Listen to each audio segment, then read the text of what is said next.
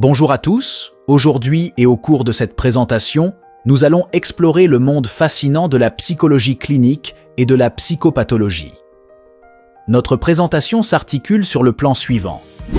1. Qu'est-ce que la psychologie clinique?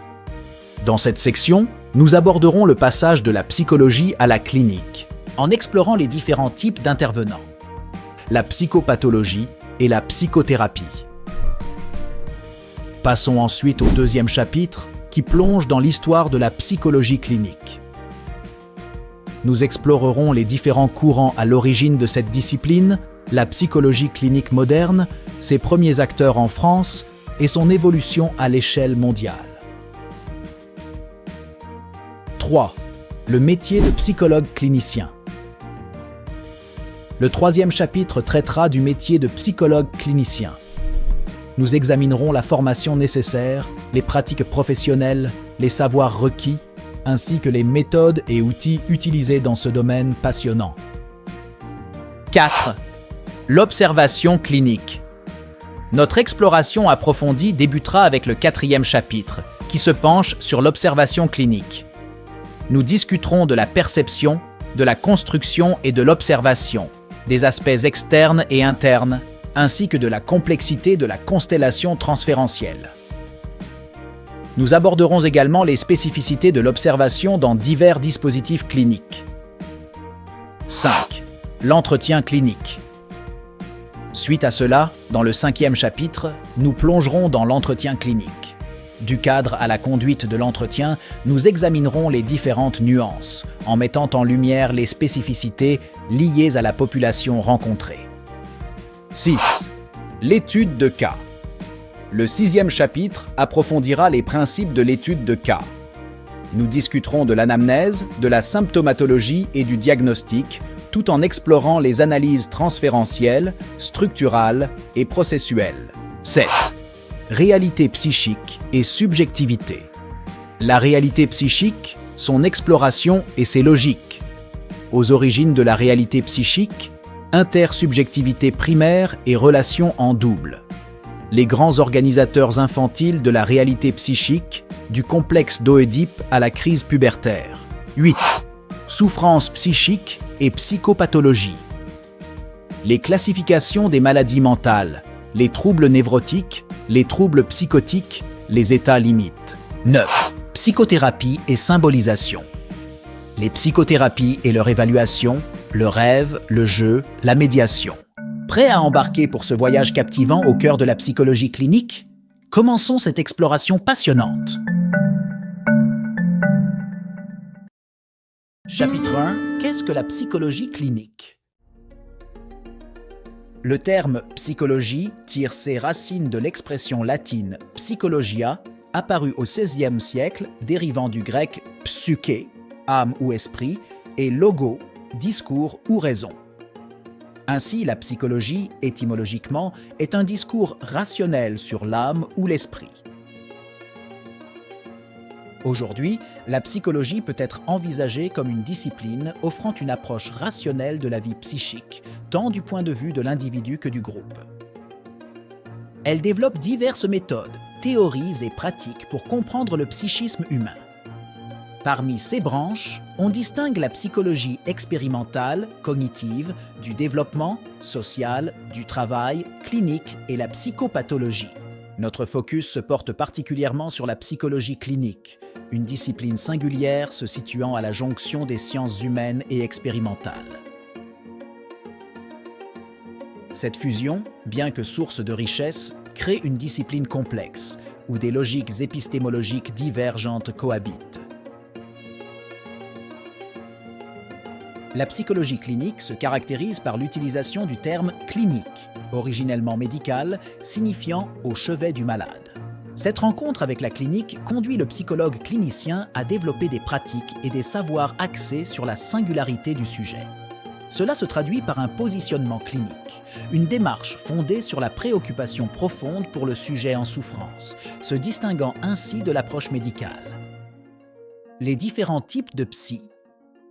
Il existe souvent une confusion autour des différents intervenants en santé mentale. Distinguons 4 principaux types de psy. Le psychologue, le psychiatre, le psychothérapeute et le psychanalyste. Le psychologue. Formé en faculté de psychologie, le psychologue détient une licence et un master en psychologie. Le psychologue clinicien se spécialise dans la compréhension et la prise en charge des aspects psychiques et psychopathologiques. Le psychiatre. Le psychiatre, issu de la faculté de médecine, complète sa formation par des stages hospitaliers. Il a une vision globale de la santé et peut prescrire des médicaments. Le psychiatre est le garant de l'offre de soins et assume une responsabilité médicale. Le psychothérapeute. Le psychothérapeute se spécialise dans la prise en charge des patients sur le plan psychothérapique. Les psychiatres et psychologues cliniciens qui font la demande obtiennent automatiquement cet agrément. Le psychanalyste. Utilisant le modèle psychanalytique fondé par Sigmund Freud, le psychanalyste se forme par une psychanalyse personnelle, suivie de lectures et de supervision. Contrairement au psychothérapeute, le titre de psychanalyste n'est pas protégé par la loi. La psychopathologie. Elle se définit comme un domaine d'étude visant à décrire, expliquer et comprendre les troubles mentaux. Elle s'intéresse à l'expression des pathologies psychiques, examinant leur processus et leur évolution au regard de la dynamique psychique des individus. Les psychothérapies. Les psychothérapies représentent les différentes approches de prise en charge visant à soulager la souffrance psychique, spécifiquement les troubles psychopathologiques. Avec environ 400 méthodes distinctes recensées, les psychothérapies se caractérisent par la mise en œuvre d'une pratique thérapeutique guidée par une théorie du fonctionnement psychique. 6 approches varient considérablement, allant des modèles d'inspiration psychanalytique et cognitivo-comportementaliste aux approches systémiques, humanistes et associées aux états modifiés de conscience.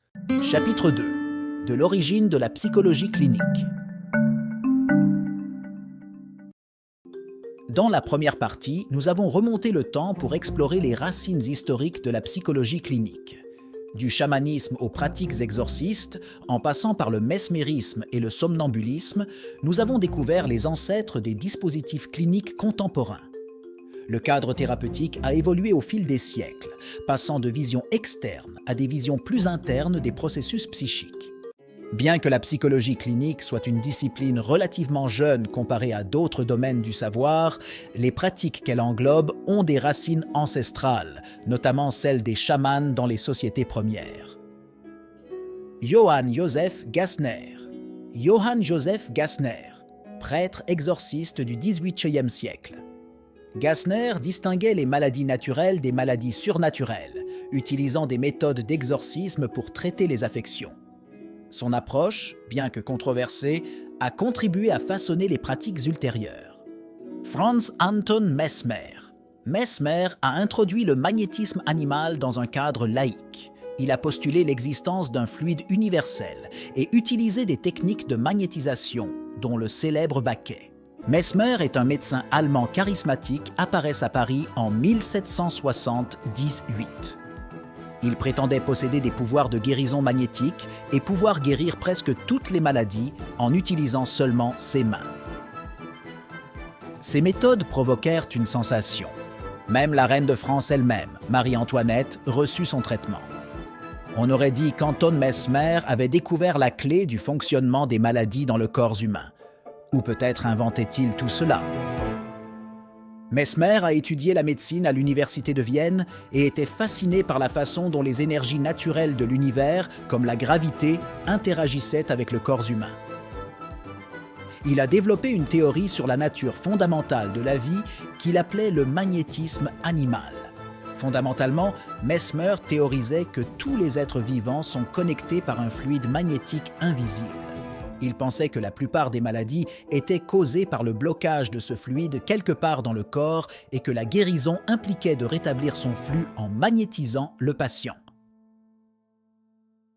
Initialement, Mesmer faisait ingérer à ses patients des limailles de fer, prétendant qu'il pouvait les guider à travers le corps à l'aide d'aimants.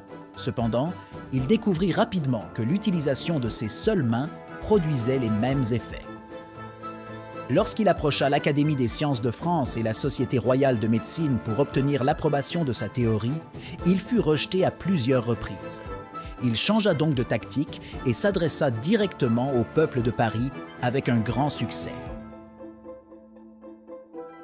À mesure que la réputation de Mesmer se répandait, il trouva des moyens d'élargir sa pratique. Il forma des disciples et organisa des séances de groupe. Mesmer inventa son baquet, une cuve en bois qui pouvait magnétiser simultanément des groupes de personnes. Elle était remplie de ceux que Mesmer prétendait être de l'eau magnétisée, ainsi que d'autres matériaux comme des bouteilles en verre et des morceaux de métal. Ces séances, bien que controversées, étaient populaires parmi la noblesse française et les classes supérieures.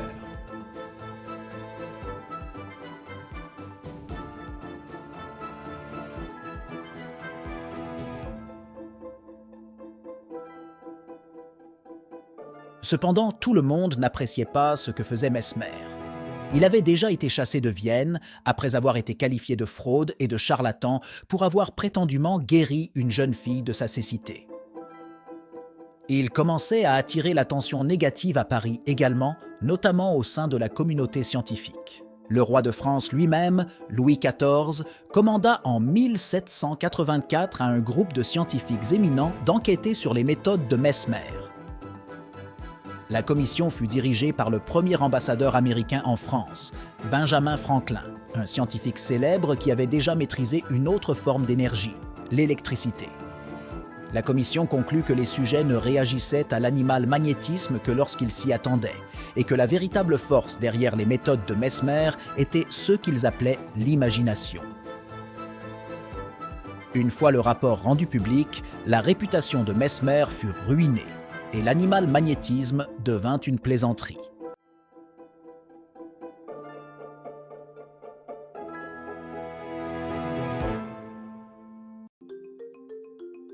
Le marquis de Puységur. L'un des principaux successeurs de Mesmer est Armand-Marie-Jacques de Chastenay de Puységur, plus connu sous le nom de marquis de Puységur, a développé la transe somnambulique, une forme distincte de la pratique mesmérienne. Cette section explore 16 expériences, mettant en évidence le changement dans la dynamique médecin-malade où le patient est encouragé à exploiter ses propres ressources thérapeutiques. Armand-Marie Jacques de Chastenay naît en France en 1751. Général d'armée et aristocrate, il appartient à l'une des familles nobles les plus importantes de l'époque. Magnétiseur et élève direct de Mesmer, il est aujourd'hui considéré comme l'un des pères fondateurs de l'hypnose moderne. C'est son frère, Antoine Hyacinthe, qui l'a initié au travail de Mesmer. Puységur a déclenché cette transe en magnétisant individuellement les patients, mais il a rapidement adopté un traitement collectif autour d'un orme magnétisé à Buzancy. Les patients, reliés aux branches de l'arbre, devenaient eux-mêmes thérapeutes grâce à la lucidité magnétique acquise. Cette approche a modifié le rapport médecin-malade, donnant au patient un rôle actif dans le développement de ses propres ressources thérapeutiques internes. De différents courants à l'origine de la psychologie clinique. Au début du XIXe siècle, le magnétisme subit un déclin en France à la suite des condamnations mentionnées précédemment. En revanche, en Allemagne, il est associé au courant romantique qui contribue à son développement. Des chaires de mesmérisme sont établies à Bonn et Berlin vers 1800 vignes, avec des figures éminentes comme Goethe, Hegel et Schopenhauer, participant à la réflexion sur le sujet.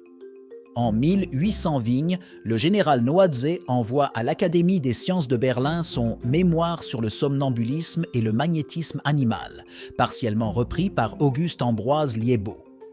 En France, Joseph-Philippe François Deleuze fait évoluer les pratiques liées au magnétisme dans son ouvrage « Histoire critique du magnétisme animal », publié en 1813. Il établit la durée et la fréquence des séances, introduisant ainsi les premiers éléments du cadre thérapeutique caractérisé par une certaine régularité. Deleuze souligne l'importance de la chaleur comme indicateur de l'échange fluidique. Il rationalise les procédés pour améliorer le rapport entre le magnétiseur et le patient, internalisant les capacités diagnostiques et thérapeutiques du point de vue du thérapeute. En 1813, l'abbé Faria reprend les pratiques de Mesmer et Puiségur, introduisant des suggestions post-hypnotiques. Dans son ouvrage « De la cause du sommeil lucide », 1819, Faria explique qu'il n'y croit pas à l'existence d'un fluide, utilisant simplement l'injonction « dormez » pour plonger ses patients dans un sommeil lucide aux vertus réparatrices. Le spiritisme. Après le magnétisme animal et le somnambulisme, le spiritisme émerge comme un courant important. Il vise à entrer en communication avec les défunts et prend naissance en 1848 à Hydesville, dans l'État de New York. Les sœurs Fox rapportent des coups mystérieux dans leur maison, attribués à une entité défunte. Le spiritisme se propage aux États-Unis et en Europe, intégrant des pratiques telles que l'incorporation et l'écriture automatique lors des séances spirites. À Paris, le spiritisme devient une véritable religion, notamment avec les écrits d'Allan Kardec en 1857. L'hypnose. Le médecin écossais James Braid découvre en 1841 que le sommeil induit par le magnétisme peut être provoqué sans passe. Il introduit le terme « hypnose » en demandant au sujet de fixer un objet brillant, induisant ainsi un état de transe. L'évolution se poursuit à la fin du XIXe siècle et au début du XXe siècle avec l'émergence de la psychanalyse, fondée par Sigmund Freud. Influencé par les philosophes allemands Nietzsche et Schopenhauer, Freud suppose qu'une part essentielle du fonctionnement psychique est inconsciente. Il distingue les éléments manifestes des éléments latents encryptés par l'inconscient, jetant ainsi les bases de la psychanalyse en tant que procédé d'investigation psychologique, méthode thérapeutique et corpus théorique. Freud, après son passage dans le service de Charcot, publie avec Joseph Breuer « Études sur l'hystérie », considérant l'hystérie comme un trouble fonctionnel résultant de conflits psychiques inconscients. Cette approche inspire ses travaux ultérieurs, notamment l'interprétation des rêves en 1900. Il évoque pour la première fois le terme « psychologie clinique », soulignant les liens entre la psychologie, les conflits et la vie. La psychanalyse devient une influence majeure dans l'émergence de la psychologie clinique en France, notamment la psychologie clinique psychanalytique. La psychologie clinique moderne et ses premiers acteurs en France. Pierre Janet, philosophe, psychologue, médecin et professeur, a préconisé l'étude de la personne dans sa singularité et sa totalité. Il a développé des concepts tels que le subconscient et l'automatisme psychologique. Travaillant avec des patients hystériques, il a observé la disparition de certains symptômes sous hypnose. Passons à Daniel Lagache, 1903-1972, philosophe, psychiatre et psychanalyste. Après la Seconde Guerre mondiale, il a fortement influencé la psychologie clinique française, définissant un programme d'étude de la conduite humaine dans sa perspective propre. Il a proposé une psychologie clinique associant approche clinique et expérimentale. La psychologie clinique, aujourd'hui et dans le monde. La psychologie clinique est devenue une discipline prisée en France, avec près de 45 000 étudiants inscrits dans les facultés de psychologie. Actuellement, il existe une trentaine de masters couvrant des thématiques spécifiques, criminologie, psychosomatique, etc. Environ 35 000 psychologues, représentant environ 12% des psychologues européens, exercent en France, dont environ 27 000 sont psychologues cliniciens. Au niveau mondial, l'exemple des États-Unis illustre une influence importante sur l'évolution de la psychologie clinique. Lightner Whitmer, élève de Wilhelm Wundt, a été l'une des premières figures aux États-Unis. En 1947, l'APA, American Psychological Association, a précisé le statut du psychologue clinicien, proposant un cadre de formation associé à l'obtention du doctorat. La psychologie clinique aux États-Unis s'est développée de manière pragmatique et expérimentale, conduisant à l'essor des thérapies cognitivo-comportementales et d'autres courants après la Seconde Guerre mondiale. Chapitre 3. Le métier de psychologue clinicien. Le parcours du psychologue clinicien en France est rigoureusement encadré depuis 1985, nécessitant l'obtention d'une licence et d'un master en psychologie. L'École des psychologues praticiens, EPP, propose une alternative. L'enregistrement auprès de l'Agence régionale de santé, ARS, est obligatoire après l'obtention du diplôme. La formation continue, les diplômes universitaires, DU, la formation pratique sur le terrain, et éventuellement un doctorat ouvre des opportunités, notamment dans l'enseignement et la recherche. Les psychologues cliniciens exercent dans divers contextes, de la petite enfance aux personnes âgées, des hôpitaux au milieu judiciaire. Leurs fonctions incluent l'évaluation, le diagnostic, le soutien psychologique, la psychothérapie, la supervision, l'enseignement et la recherche.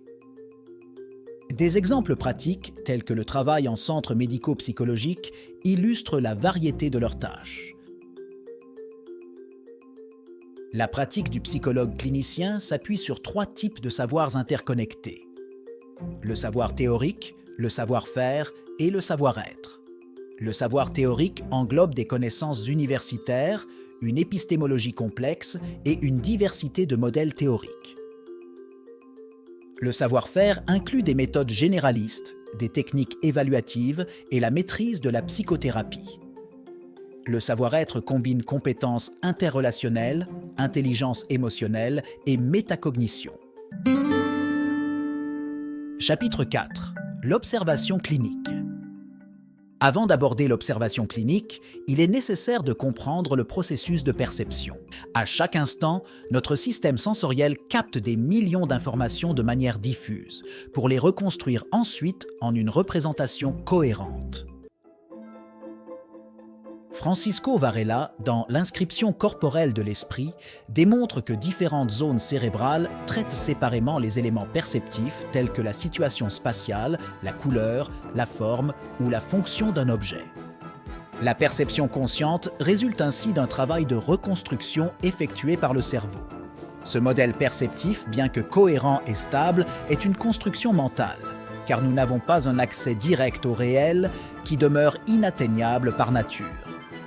Le cerveau réalise une reconstruction étonnante, comme illustré par l'existence d'une tache aveugle où le nerf optique ne peut recevoir d'informations visuelles, mais le cerveau compense cette lacune en reconstruisant continuellement notre champ visuel. De même, malgré les clignements des yeux, notre perception visuelle reste stable grâce à la continuité perceptive générée par le cerveau. Ainsi, percevoir la réalité implique une construction mentale complexe. Les sciences cognitives soulignent que le cerveau est un système émulateur et créateur de monde, remettant en question l'idée que le monde existe indépendamment de notre perception. L'observation clinique n'est pas neutre, mais une construction sélective guidée par les choix de l'observateur. La schizophrénie souligne l'influence de la construction individuelle de la réalité sur les hallucinations. Les illusions cognitives montrent la nature constructive de nos perceptions. En clinique, observer la réalité psychique, inaccessible directement, nécessite une reconstruction partielle. Une prudence est requise pour éviter la réduction de la subjectivité à une objectivation. L'orientation de l'observation dépend du modèle théorique du clinicien. Bion souligne l'importance d'une observation attentive pour écouter, voir et rencontrer l'autre sans préjugés. Il encourage une approche imaginative, tout en évitant de s'égarer dans un imaginaire théorique. Le détail et l'attention sont des aspects cruciaux de l'observation clinique. Le souci du détail implique une analyse minutieuse des éléments cliniques présentés par le patient sans interprétation immédiate. Le clinicien agit comme un filtre à travers lequel émergent des éléments cliniques intelligibles avec le temps. Cette capacité de détail s'apparente à la résolution d'un télescope, s'affinant avec l'expérience. Elle demande une attention soutenue et réactive, permettant de focaliser sur les comportements du patient ainsi que sur sa propre subjectivité. L'attention peut varier entre l'implication empathique et la distanciation cognitive et affective, facilitée par la temporalité et la régularité des entretiens cliniques. L'observation clinique, selon Wilfred Bion, se caractérise par des échanges entre pratiques cliniques et théorie, conduisant à la formation de vertex, des points de convergence entre différents éléments cliniques. Bion illustre cela par une situation où l'observation d'un patient révèle des schémas spécifiques, démontrant comment ces va-et-vient entre observation et réflexion théorique enrichissent la compréhension clinique. L'observation externe analyse les aspects visibles de la subjectivité du sujet, incluant le langage non verbal, posture, mimique et verbal. Certains psychothérapeutes, comme Fritz Perls, accordent une importance particulière au langage non verbal. Des exemples cliniques détaillent comment des éléments comme la posture ou la couleur de la peau peuvent révéler des informations cruciales. L'observation interne requiert que le clinicien développe une conscience de ses propres représentations mentales et émotionnelles. Des exercices cognitifs, comme penser à une girafe rose à pois verts, illustrent ce processus. Cette observation inclut également la reconnaissance des ressentis corporels du clinicien, nécessitant une distinction entre ses propres expériences et celles du patient. L'observateur et l'observé. La constellation transférentielle. 1. Le transfert. Le concept de transfert, introduit par Freud, émerge de l'observation de patients hystériques développant des sentiments amoureux envers lui. Ce processus implique le déplacement d'une conduite émotionnelle d'un objet infantile, souvent les parents, vers un autre objet, tel que le psychanalyste. Le repérage du transfert nécessite une attention particulière au comportement, attitude et relations d'objet du patient. La contre-attitude consciente. La contre-attitude se manifeste par les impressions et ressentis conscients du clinicien lors de l'interaction avec le patient. Il est crucial de prendre en compte ces réactions afin de comprendre comment les perceptions du clinicien peuvent influencer la relation thérapeutique. Le contre-transfert inconscient. Le contre-transfert représente les réactions inconscientes du clinicien face au transfert du patient. Sa complexité réside dans sa dimension inconsciente, nécessitant souvent une élaboration postérieure. Repérer et travailler sur le contre-transfert est essentiel pour éviter des impacts négatifs sur la prise en charge. Spécificité de l'observation selon différents dispositifs cliniques. L'observation du bébé. Amy Pichler a développé une méthode d'observation du bébé dans les années 1930, soulignant l'importance de préserver le temps de jeu libre. Cette méthode, également développée par Esther Bick dans les années 1950, insiste sur l'observation régulière et objective des comportements du bébé sans interprétation. L'observation de l'adulte, écoute de l'associativité. L'observation de l'adulte se concentre sur l'associativité, la libre association des idées. Initiée par Freud, cette approche cherche à comprendre les processus psychiques sous-jacents à travers le discours du patient. L'observateur analyse comment le patient passe d'une idée à une autre, identifiant des étrangetés ou des bizarreries dans le discours, et explorant les associations verbales et non verbales. L'observation du groupe est la chaîne associative groupale. L'observation de groupe introduit des défis tels que la densité d'informations et une ambiance émotionnelle intense. L'illusion groupale, un premier temps d'illusion narcissique, est nécessaire au bon fonctionnement d'un groupe. L'observateur doit être attentif à la chaîne associative groupale, observant comment la parole se transmet d'un membre à l'autre. Les mécanismes de groupe, tels que la mise en place d'un porte-parole, sont également étudiés. Chapitre 5. L'entretien clinique. 1. Le cadre. Le cadre, défini comme l'environnement où se déroule l'entretien, est analysé à différents niveaux. Le cadre proprement dit désigne l'espace physique où se déroule l'entretien. L'importance du cadre est soulignée, notamment dans la symbolisation et la transformation des expériences psychiques des patients. Différents exemples, tels que l'agencement du bureau du clinicien, illustrent comment le cadre peut influencer la dynamique de l'entretien. Le cadre anthropologique englobe les dimensions culturelles et sociologiques influençant l'entretien clinique. Il souligne l'importance de comprendre l'influence de l'époque et de la culture sur les processus psychiques des individus. Le métacadre. Le métacadre est présenté comme le deuxième niveau, décrivant la structure générale dans laquelle l'entretien se déroule. Il englobe les caractéristiques architecturales du lieu et les processus institutionnels influant sur l'atmosphère et l'influence des entretiens. Le cadre interne. Le cadre interne du clinicien est introduit comme la dimension la plus intime. Il englobe les principes qui guident le positionnement clinique du praticien, notamment en lien avec le code de déontologie. Ce cadre interne se construit à partir de l'expérience clinique et de la théorie. Le positionnement clinique. De même que l'observation clinique, l'entretien clinique est un outil essentiel de la pratique du psychologue. S'il se décline de manière très diversifiée selon le lieu d'exercice et la population rencontrée, il est possible de dégager des éléments communs au positionnement qui l'oriente. L'alliance thérapeutique. Parmi les concepts qui orientent classiquement le positionnement clinique, l'alliance thérapeutique est définie par Freud, 1913, comme un mélange d'intérêt sérieux et de compréhension bienveillante à l'égard du patient dans le but de développer un engagement réciproque dans le cadre de la relation thérapeutique. Curiosité, surprise et double écoute. L'écoute clinique se caractérise également par le fait que le clinicien se doit d'être curieux de tout ce que peut dire le patient. Theodor Reich, psychanalyste austro-américain qui a développé des réflexions concernant le positionnement du clinicien, en particulier dans son livre « La troisième oreille ». Neutralité bienveillante et attention flottante, deux concepts hérités de la pensée psychanalytique.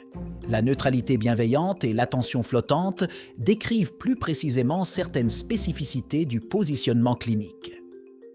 3. La conduite de l'entretien. Après avoir défini le cadre et les concepts orientant le positionnement clinique, abordons maintenant la conduite de l'entretien avec le patient. 3 types d'entretiens sont distingués en fonction du degré d'intervention du psychologue. Entretien directif. Le psychologue pose des questions précises pour obtenir des informations spécifiques, souvent utilisées en évaluation et dans la recherche. Entretien semi-directif. Offre plus de liberté aux patients avec des questions ouvertes, souvent utilisées dans le domaine de l'évaluation et de la recherche. Entretien non directif. Laisse largement l'initiative aux patients, souvent utilisé en psychothérapie. 6 approches peuvent être combinées au cours d'un même entretien en fonction des besoins et du style du thérapeute. 4. Spécificité de l'entretien clinique en fonction de la population rencontrée. L'entretien clinique avec l'enfant, souvent rencontré en présence d'au moins l'un de leurs parents. La clinique infantile est décrite comme groupale, orientée par une approche systémique et familiale. La réalité psychique de l'enfant évolue au travers de différentes phases de développement, nécessitant une compréhension approfondie du clinicien. Un CA clinique d'encoprésie illustre les questions clés que le clinicien doit explorer pour saisir les significations psychiques du symptôme. L'entretien clinique avec les adolescents pose des défis, intensifiés par les processus pubertaires. La clinique adolescente requiert des ajustements du cadre clinique, compte tenu d'une double logique complexe. Logique complexe de l'adolescent. Permettre l'émergence des processus de symbolisation tout en les contenant est crucial. Le premier contact est essentiel pour établir une relation non menaçante, permettant au clinicien d'être une surface de projection pour la psyché adolescente. La métamorphose adolescente. La métamorphose adolescente implique une lutte pour se sentir réel, avec des périodes d'effondrement et d'agressivité. La recherche d'un choc avec le réel, l'appétence traumatophilique de l'adolescent et l'importance du passage à l'acte. Intersection des psychés adolescentes et parentales. L'intersection des psychés adolescentes et parentales est soulignée, mettant en avant la nécessité pour les cliniciens de survivre aux attaques et au dénigrement, favorisant ainsi la transformation des mouvements agressifs de l'adolescent. Entretien clinique avec l'adulte. L'entretien clinique adulte couvre une gamme étendue de troubles psychopathologiques dans divers contextes. Contrairement à la clinique pédiatrique, ces troubles sont souvent chroniques, nécessitant des suivis prolongés. La conduite de l'entretien varie selon les référentiels théoriques, du non-directif à des approches structurées. L'évaluation des capacités de transformation psychique guide l'approche, avec divers outils adaptés.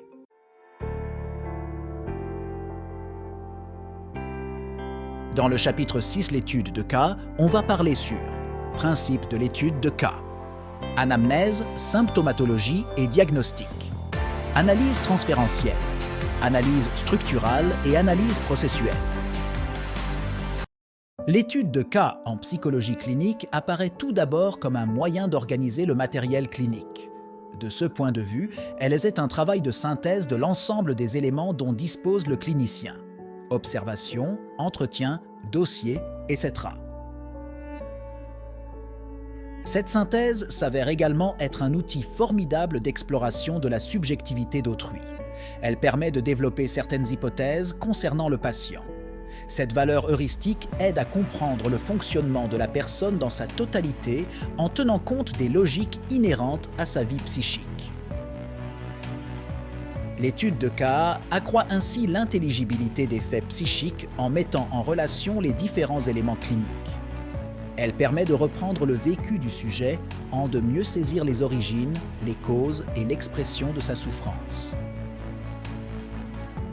Elle se distingue des approches quantitatives dans la mesure où elle s'applique à rendre compte de la dimension singulière d'une personne. Le cas clinique témoigne ainsi de la rencontre dans et avec la clinique. Il s'éloigne d'un savoir global, désubjectivé et désincarné.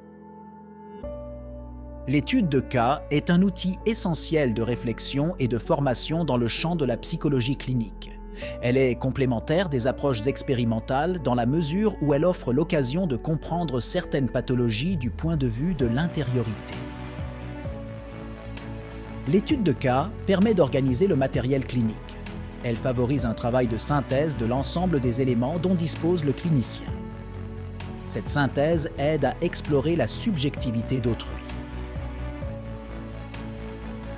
L'étude de cas est à la fois un outil pédagogique, un support d'élaboration et un moyen d'échanger entre collègues et entre générations de cliniciens.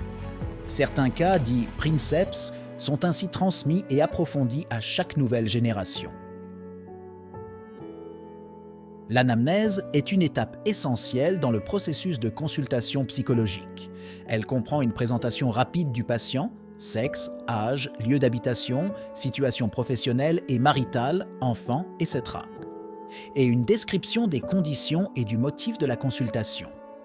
L'anamnèse englobe également les événements de vie les plus marquants du patient, tels que déménagement, séparation, maladie, décès, etc. Chez l'enfant, des détails sur la grossesse de la mère, l'accouchement, l'âge de la marche, le développement du langage ou l'acquisition de la propreté sont également pris en compte. Les éléments d'anamnèse sont souvent évoqués spontanément par le patient lors du premier entretien. Il est important de ne pas orienter de manière trop directive l'expression de l'anamnèse par le patient, afin de préserver la logique inhérente à son discours. On prête attention aussi bien à ceux que le patient évoque qu'à ceux qu'il n'évoque pas. Symptomatologie et analyse diagnostique. Il s'agit ensuite de reprendre l'ensemble des symptômes présentés par le patient. Il est possible de les décrire de manière chronologique pour arriver jusqu'à la situation actuelle ou, à l'inverse, de présenter la situation symptomatologique actuelle pour remonter progressivement à ses expressions antérieures. Des éléments médicaux, comme un éventuel traitement ou divers troubles somatiques, seront également précisés, de même que les suivis et hospitalisations précédant la rencontre avec le psychologue clinicien. Le recueil des symptômes, les manifestations évoquées par le patient, donnent lieu ensuite à une analyse sémiologique qui permet de les interpréter comme autant de signes cliniques, l'interprétation des symptômes du point de vue psychopathologique. Cette analyse conduit à mettre en relation les différents signes dans le but de dégager une ou plusieurs entités nosographiques. L'étude de cas amène ainsi à proposer une hypothèse diagnostique qui s'appuie sur les différentes classifications existantes, en particulier la CIM-10 et le DSM-5. L'analyse transférentielle est une méthode utilisée en psychologie clinique pour comprendre la dynamique psychique du patient. Elle se concentre sur 3 éléments principaux. Le transfert du patient, comment le patient projette sa problématique psychique sur le clinicien et le cadre thérapeutique.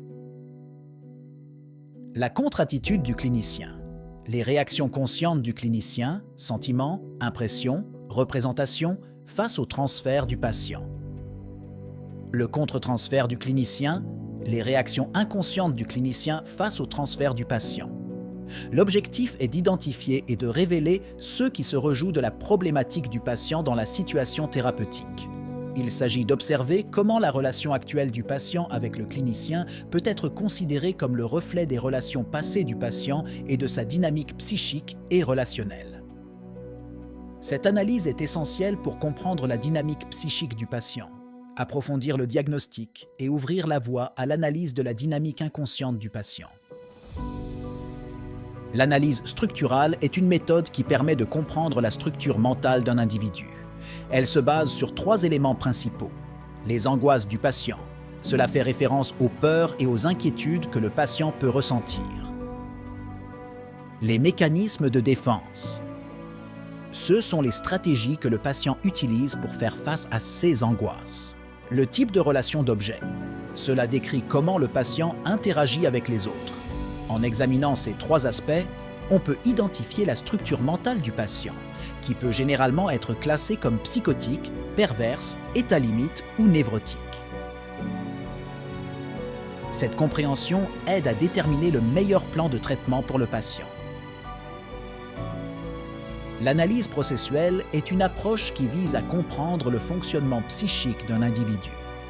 Elle est considérée comme le cœur de l'étude de cas, car elle tente de reconstruire la subjectivité du sujet, ses logiques inconscientes et la souffrance qui lui est liée. Dans cette analyse, les symptômes, les diagnostics et les analyses transférentielles et structurales sont considérés comme les ingrédients, tandis que l'analyse processuelle est le plat final. Cette analyse se présente sous la forme d'un ensemble d'hypothèses et de questions concernant le fonctionnement psychique du patient. Elle combine des éléments cliniques et des concepts théoriques pour éclairer la réflexion. L'objectif est de relier les différents éléments du cas pour les rendre intelligibles. Les hypothèses formulées ne sont pas des vérités absolues, mais plutôt des sens potentiels qui combinent les éléments cliniques. Anamnèse et analyse. Symptomatologique. C'est la première étape qui consiste à recueillir les antécédents médicaux et psychologiques du patient et à analyser les symptômes présentés. Cette étape conduit à la formulation d'une ou plusieurs hypothèses diagnostiques. Analyse transférentielle, structurale et processuelle. Ces analyses permettent de dégager les éléments latents du cas, c'est-à-dire les aspects sous-jacents de la psyché du patient qui ne sont pas immédiatement apparents. Hypothèse, heuristique. Sur la base des informations recueillies et analysées, des hypothèses heuristiques sont formulées concernant la dynamique psychique du patient. Ces hypothèses aident à comprendre le fonctionnement global de l'individu. En somme, l'étude de cas en psychologie est un processus complexe qui nécessite une collecte et une analyse approfondie des informations pour comprendre le fonctionnement psychique d'un individu. Elle sert non seulement à poser un diagnostic, mais aussi à proposer des interventions thérapeutiques appropriées. Dans ce chapitre, nous plongerons au cœur de la réalité psychique et de la subjectivité. Nous explorerons les différentes logiques qui régissent la réalité psychique en examinant ses origines dans l'intersubjectivité primaire et la relation en double. Nous étudierons également les grands organisateurs infantiles de la réalité psychique, puis nous aborderons la transition du complexe d'Œdipe à la crise pubertaire. Dans notre exploration, nous dévoilons les divers niveaux de réalité, matérielle, biologique et psychique. Chacun de ces domaines offre une perspective unique sur l'univers et sur nous-mêmes. La réalité matérielle, régie par les lois de la physique, a débuté il y a environ 14 milliards d'années, formant les fondations de notre univers. De cette réalité matérielle a émergé la réalité biologique il y a 3 à 4 milliards d'années, avec l'apparition de la vie sous différentes formes, des simples organismes unicellulaires aux formes complexes que nous connaissons aujourd'hui. Au sein de cette réalité biologique se développe ensuite la réalité psychique, marquée par l'émergence de la conscience et de la capacité à réfléchir sur notre propre fonctionnement.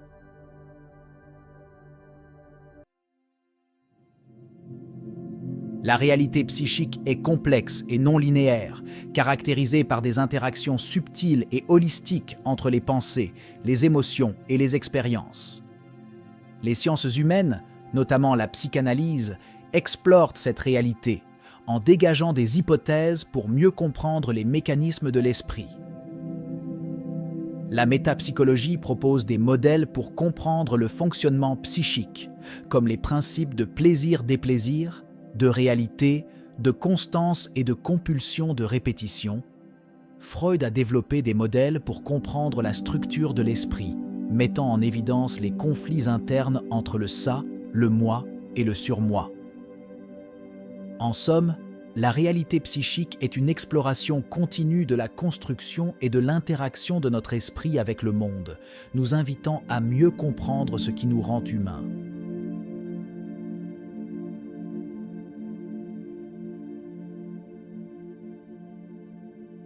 Avant même de naître, les bébés sont incroyablement sensibles à leur environnement. Mais ils possèdent aussi des capacités étonnantes qui se développent dès le départ. La théorie de l'attachement nous montre comment les bébés réagissent instinctivement, même avant de naître, pour s'adapter à leur monde. Les premières interactions, même avant la naissance, sont cruciales pour construire le monde intérieur du bébé. Les bébés sont naturellement connectés à leur mère, ce qui leur permet d'apprendre et de ressentir dès le début. L'être humain naît très immature et dépendant, mais possède dès la naissance des potentiels ou compétences qui peuvent se réaliser en fonction de l'environnement. Les premières relations avec la mère permettent des accords émotionnels et proto-conversations, favorisant le développement psycho-affectif de l'enfant. Ce dernier peut alterner entre indifférenciation et intersubjectivité primitive, selon différents degrés de conscience. Des facteurs tels que le passé familial et les secrets transgénérationnels peuvent influencer le développement de l'enfant et causer certaines psychopathologies. L'intersubjectivité primaire représente les fondements de la réalité psychique à venir, car l'enfant développe sa vie psychique par l'intermédiaire de la rencontre avec un autre être humain. On suppose en effet que les perceptions du bébé sont clivées et ne lui permettent pas de construire une représentation de l'objet qui soit totale. Le sein est ainsi l'un des premiers espaces de projection pour un rassemblement cohérent de l'expérience perceptive du bébé. Il permet, comme le propose Donald Meltzer, de réaliser un travail de liaison et de mantèlement permettant l'émergence d'une première matrice de l'expérience subjective. L'intersubjectivité, ou interaction sociale entre l'enfant et ses premiers soignants, généralement la mère, joue un rôle crucial dans le développement de la psyché de l'enfant. Cette relation crée une zone spéciale dans l'esprit de l'enfant, appelée aire transitionnelle. Dans cette zone, l'enfant intègre progressivement les expériences sensorielles et émotionnelles grâce aux soins maternels tels que le holding, tenir, le handling, manipuler avec douceur, et la présentation d'un objet stimulant, presenting. Parallèlement, le développement de la psyché implique l'intégration de la fonction alpha, un mécanisme mental qui convertit les informations brutes perçues par nos organes sensoriels en pensées et images mentales plus abstraites et gérables. Grâce à la combinaison des soins maternels et de l'intégration de la fonction alpha, l'enfant commence à construire sa propre vie psychique distincte et autonome.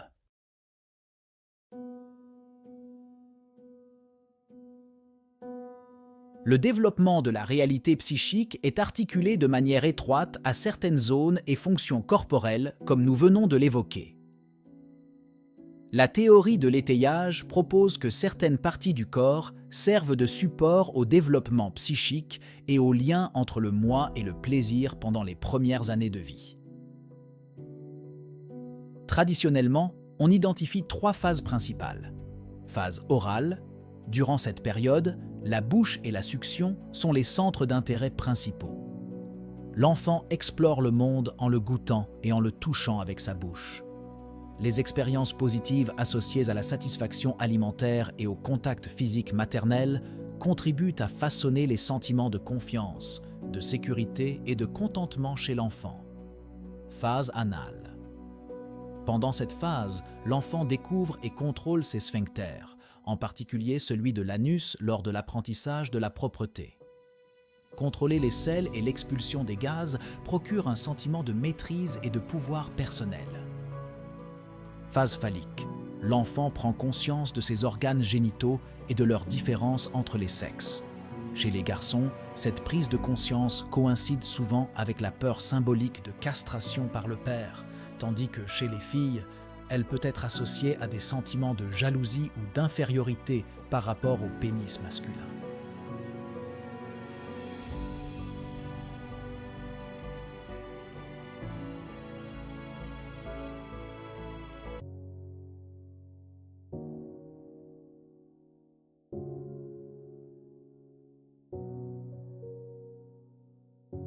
Le complexe d'Édipe est un concept freudien qui décrit les conflits inconscients qu'éprouve un enfant lors de son développement sexuel et affectif.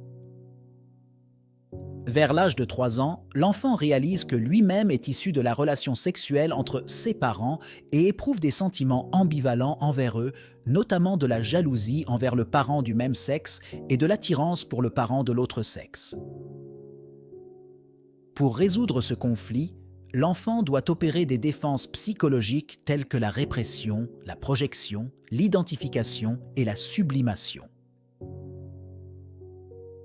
La réussite de cette résolution est importante pour la construction de l'identité sexuelle et pour la capacité à entrer dans des relations interpersonnelles. Le pubertaire désigne le processus de maturation psychique qui émerge à l'adolescence à partir de la maturation biologique conduisant au développement de la sexualité génitalisée. Cela mène certains adolescents à une situation de crise et à un fonctionnement limite marqué fréquemment par des modes de symbolisation du registre du passage par l'acte. Le chapitre souffrance psychique et psychopathologie s'articule autour de 4 sections essentielles. Classification des maladies mentales, troubles névrotiques, troubles psychotiques, état limite. La catégorisation des troubles mentaux est un exercice difficile qui donne lieu à de nombreux débats, d'autant plus que ceux-ci évoluent sensiblement selon les cultures et les époques. En psychologie clinique, on s'intéresse en particulier à la psychopathologie du point de vue de la souffrance psychique et de son expression subjectivée. La CIEM-10 et le DSM-5 sont les 2 classifications médicales et psychiatriques les plus utilisées. La CIEM-10 est utilisée dans les hôpitaux français, tandis que le DSM-5 est davantage utilisé dans le champ de la recherche. La CIEM-10 est publiée par l'Organisation mondiale de la santé, OMS, et est utilisée dans de nombreux pays, y compris la France, pour classifier les maladies physiques et mentales. Elle fournit un système de codage pour une gamme étendue de troubles médicaux, y compris les troubles mentaux. Dans les hôpitaux français et dans d'autres contextes de soins de santé, la CIM-10 est souvent utilisée pour le diagnostic, la facturation et la recherche. Le DSM-5, quant à lui, est publié par l'American Psychiatric Association, APA, et se concentre spécifiquement sur les troubles mentaux. Il fournit des critères diagnostiques détaillés pour un large éventail de troubles psychiatriques, y compris la dépression, l'anxiété, les troubles bipolaires, etc. Le DSM-5 est souvent utilisé par les cliniciens et les chercheurs dans le domaine de la santé mentale pour diagnostiquer les troubles psychiatriques et mener des études de recherche. Le modèle structural distingue la névrose, la psychose et les états limites. La névrose est ainsi définie comme étant des affections psychogènes où les symptômes sont l'expérience symbolique d'un conflit psychique trouvant ses racines dans l'histoire infantile du sujet et constituant des compromis entre le désir et la défense. Le fonctionnement névrotique n'est pas pathologique en lui-même, s'agissant d'une structure de personnalité normale, mais son expression pourra l'être dans certaines conditions. Le sujet ne perd habituellement pas le contact avec la réalité, raison pour laquelle on tend à la considérer comme étant moins grave que les affections psychotiques. On suppose alors que l'expression symptomatique est la conséquence de conflits psychiques structurés en particulier par l'organisation oedipienne. Le sujet souffre fréquemment d'angoisse de castration et se défend de manière préférentielle par le refoulement. Dans la psychose, la structuration oedipienne échoue, perturbant les distinctions entre les sexes et les générations. Les angoisses profondes et les mécanismes de défense inefficaces conduisent à des conflits expulsés dans l'environnement, se manifestant sous forme de délires et d'hallucinations. Les troubles peuvent être aigus ou chroniques, altérant gravement la perception de la réalité.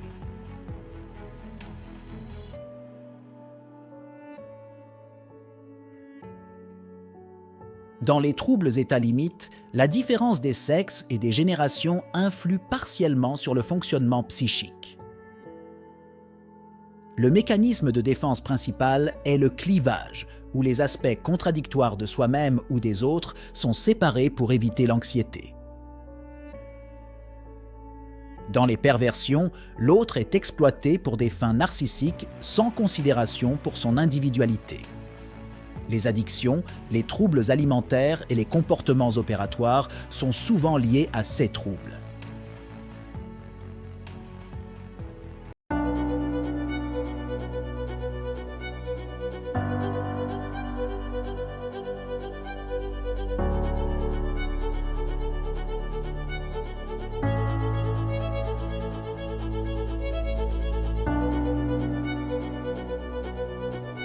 Ce dernier chapitre se concentre sur la symbolisation à travers 4 domaines spécifiques: la psychothérapie et son évaluation, le rêve, le jeu et la médiation.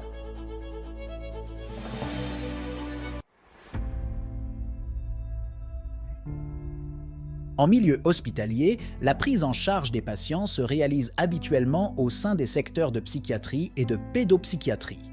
Lorsqu'un patient est très en souffrance et qu'il consulte son médecin généraliste, il pourra être orienté vers les urgences. Si son état le nécessite, il sera pris en charge par une unité en intra-hospitalier à temps plein. Le soin ambulatoire pourra ensuite se dérouler dans les différentes structures du secteur. Les demandes des patients pourront être variées. Elles peuvent, par exemple, concerner la disparition ou la diminution d'un symptôme, le fait de redevenir comme avant ou de moins souffrir face à un événement difficile, deuil, séparation, accident, maladie, etc. D'autres personnes consulteront avec le souhait de mieux comprendre leur fonctionnement psychique qui les met parfois en difficulté.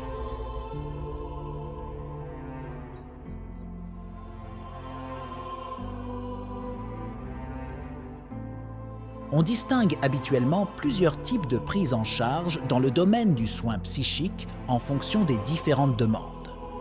Les psychothérapies de soutien, les psychothérapies individuelles, Les psychothérapies de groupe. Les psychothérapies institutionnelles. Les psychothérapies de soutien offrent un soutien psychologique sans viser un changement significatif à long terme. Elles sont caractérisées par des consultations peu fréquentes sur quelques semaines ou mois, sans un engagement profond pour une transformation psychique. Ce cadre vise à aider les individus à faire face à des événements difficiles, tels que la perte d'emploi ou une séparation en mobilisant leurs propres ressources.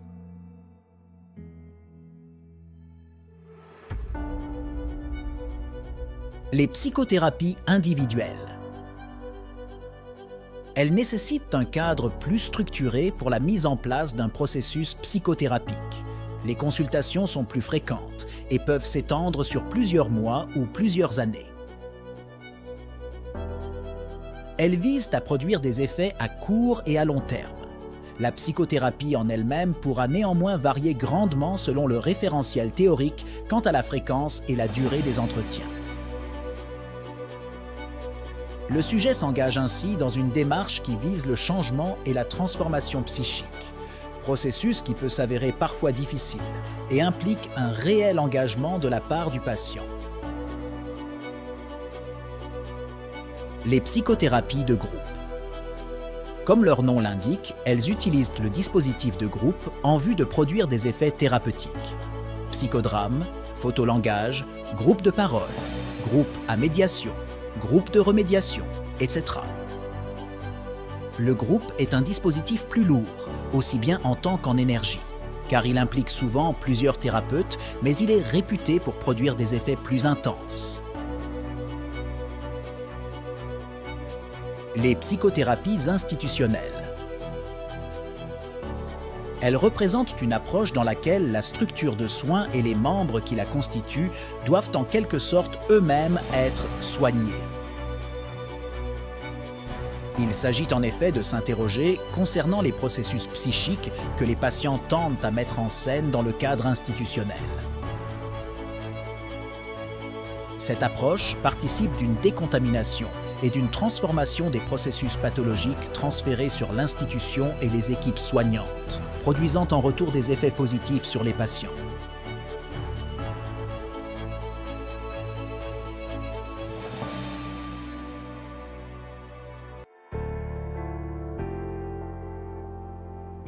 Il existe actuellement 5 grands courants psychothérapiques, d'inspiration psychanalytique, cognitivo-comportementale, systémique, humaniste et associée aux états modifiés de conscience.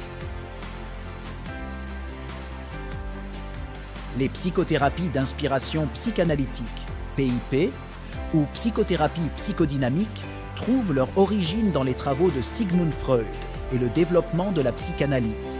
Celle-ci s'appuie initialement sur la thérapie par la parole, permettant d'accompagner le sujet dans l'expression des difficultés et favorisant leur résolution. Les psychothérapies cognitivo-comportementales, TCC, sont caractérisées par une approche structurée et directive, où le thérapeute aide le patient à identifier les problèmes spécifiques et à développer des stratégies pour les résoudre. Les techniques utilisées incluent la restructuration cognitive, l'exposition, les exercices de relaxation et les jeux de rôle.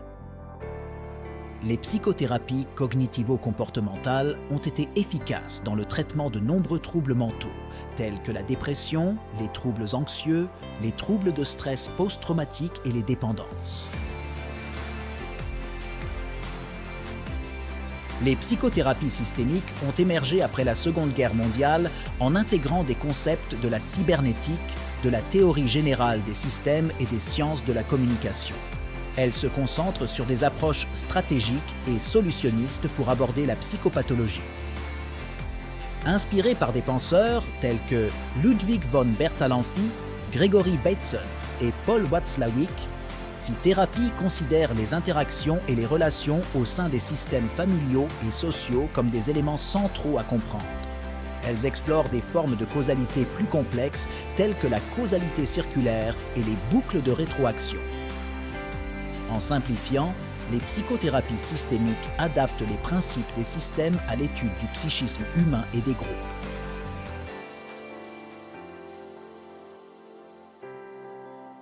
Les psychothérapies humanistes, développées dans les années 50 aux États-Unis, sont une alternative thérapeutique à la psychanalyse et aux thérapies cognitivo-comportementales. Elles sont influencées par Abraham Maslow, connu pour sa pyramide des besoins humains, et Jacob Lévi Moreno, qui a souligné l'importance de la créativité dans le soin psychique. Carl Rogers a popularisé l'approche humaniste avec son approche centrée sur la personne, ACP. Dans l'ACP, le clinicien est non directif et développe une écoute empathique. Il est essentiel pour le thérapeute d'être non jugeant et d'accepter inconditionnellement son patient. Selon les humanistes, l'être humain est fondamentalement bon et évoluera positivement s'il est aidé à exprimer son potentiel.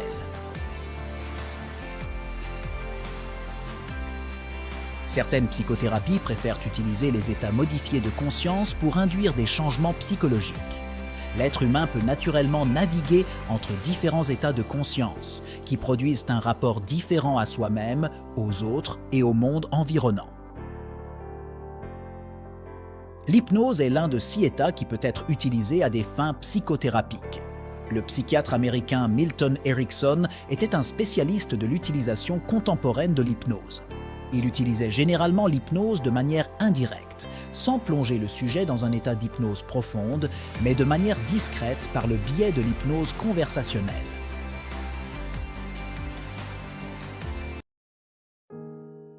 Dans le but de décrire plus en détail les processus psychothérapiques, nous allons reprendre plusieurs concepts aidant à penser le changement en psychothérapie à partir du modèle de la symbolisation. Nous allons plus précisément présenter 3 de ces activités symbolisantes, le rêve, le jeu et la médiation. Le rêve est l'un des outils essentiels d'exploration de la psyché. Il était considéré par Freud comme la voie royale d'accès à l'inconscient, offrant l'opportunité d'accéder aux contenus inconscients du fait d'une censure plus souple envers les processus inconscients.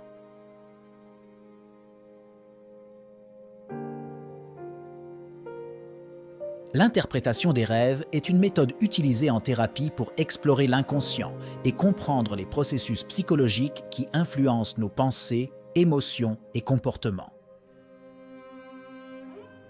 Les rêves utilisent des processus de déformation tels que la condensation, le déplacement et le renversement dans le contraire pour transformer les expériences en un langage symbolique unique à chaque individu. Pour interpréter un rêve, il est nécessaire de comprendre ces processus et d'utiliser des techniques telles que l'association libre pour découvrir le sens caché derrière les symboles et les images. En résumé, l'interprétation des rêves est un outil puissant utilisé en thérapie pour aider les individus à résoudre leurs problèmes émotionnels et psychologiques en explorant les profondeurs de leur esprit inconscient. Le jeu est une activité essentielle pour notre bien-être psychique. Il nous permet d'exprimer nos émotions, de développer notre imagination et de comprendre le monde qui nous entoure. En psychothérapie, le jeu prend une importance particulière. Il permet l'émergence de jeux non joués de la petite enfance, c'est-à-dire des expériences ou des sentiments qui n'ont pas été exprimés ou résolus durant l'enfance.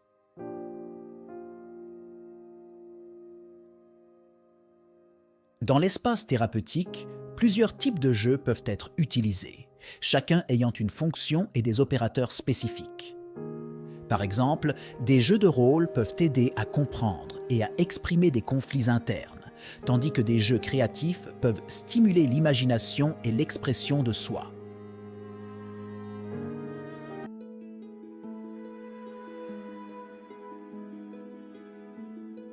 La médiation thérapeutique est une méthode qui utilise la projection psychologique pour aider les individus à symboliser ce qu'ils ne peuvent pas exprimer directement. Projection psychologique. C'est un processus où l'individu attribue ses sentiments ou pensées à un objet externe. Cela aide à exprimer des émotions ou des idées qui sont difficiles à verbaliser.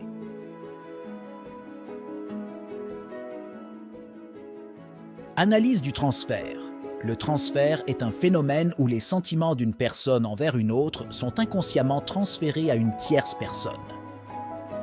En analysant ce transfert, les thérapeutes peuvent comprendre les émotions sous-jacentes de l'individu. Associativité, c'est la capacité de l'esprit à relier différentes idées ou pensées. En étudiant l'associativité, les thérapeutes peuvent suivre le flux de pensée de l'individu et comprendre ses sentiments profonds. Le groupe est crucial pour la médiation car il facilite le processus de symbolisation. Entrer dans un groupe est comme entrer dans un rêve, aidant à stimuler la symbolisation. Émergence de l'agressivité. L'agressivité peut surgir lors de la thérapie de groupe. Les thérapeutes doivent être prêts à gérer cette agressivité pour maintenir un environnement sûr et constructif. En résumé, la médiation thérapeutique est une méthode complexe qui utilise la projection psychologique, l'analyse du transfert, l'étude de l'associativité, la dynamique groupale et la gestion de l'agressivité pour aider les individus à exprimer et à comprendre leurs sentiments profonds.